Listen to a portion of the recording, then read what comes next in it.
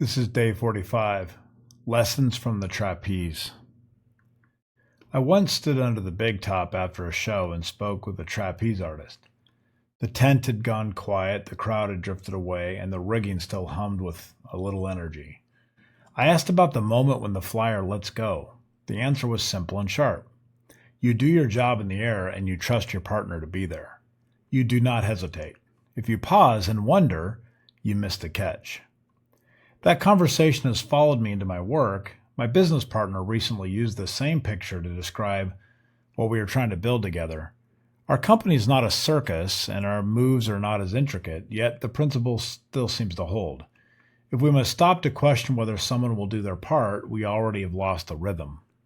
We need a culture where people swing on time, reach on time, and catch on time.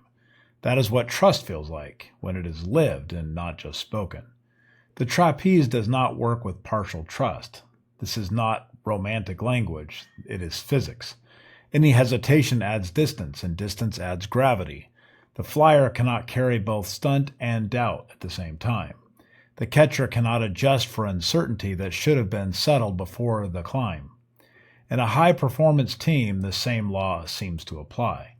If I am halfway sold on your commitment, if I keep a hedge in my mind just in case, then something is already off in our relationship. We either fix that gap together or we accept that we are not ready for difficult work. So what does it take to build the kind of trust that lets a person fly without a second thought? First, role clarity. On the platform, you know the count, the grip, the timing, and the arc. In the office, you know the definition of done, the owner, the deadline, and the standards. Ambiguity is where distrust seems to breed. Second, visible practice. Trapeze partners rehearse the catch 1,000 times or maybe even more than 1,000 times. Teams rehearse with small promises kept on time. A short daily stand-up, a closed loop on a customer issue, a clear readout on progress. Repetition creates proof. Proof creates confidence. Third, honest feedback. Flyers and catchers talk about misses without drama. We need the same reflex in our company. Was the hands too late? Was the swing flat? Was the spec vague? Say it clean, then adjust. Fourth, shared consequences. When a pair misses a catch, they both learn. When a team misses a milestone, leaders speak in the first person. No throwing anyone off the platform. We own our own results. Fifth, character on display. Skill gets you into the bar. Character keeps you there.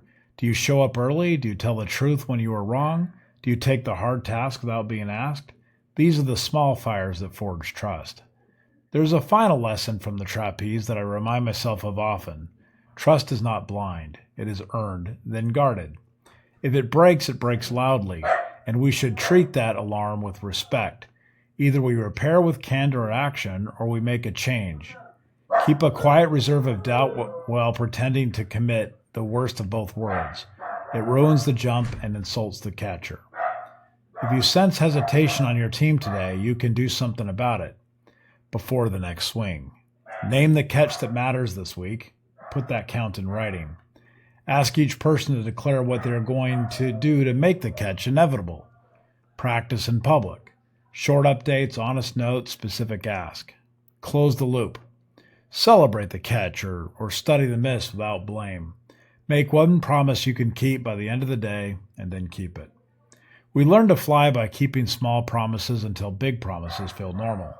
In time, the space between letting go and being caught becomes the most trustworthy part of the work. You do your job in the air and you know your partner will be there. That is how teams do brave things and do them again and again tomorrow and the next day.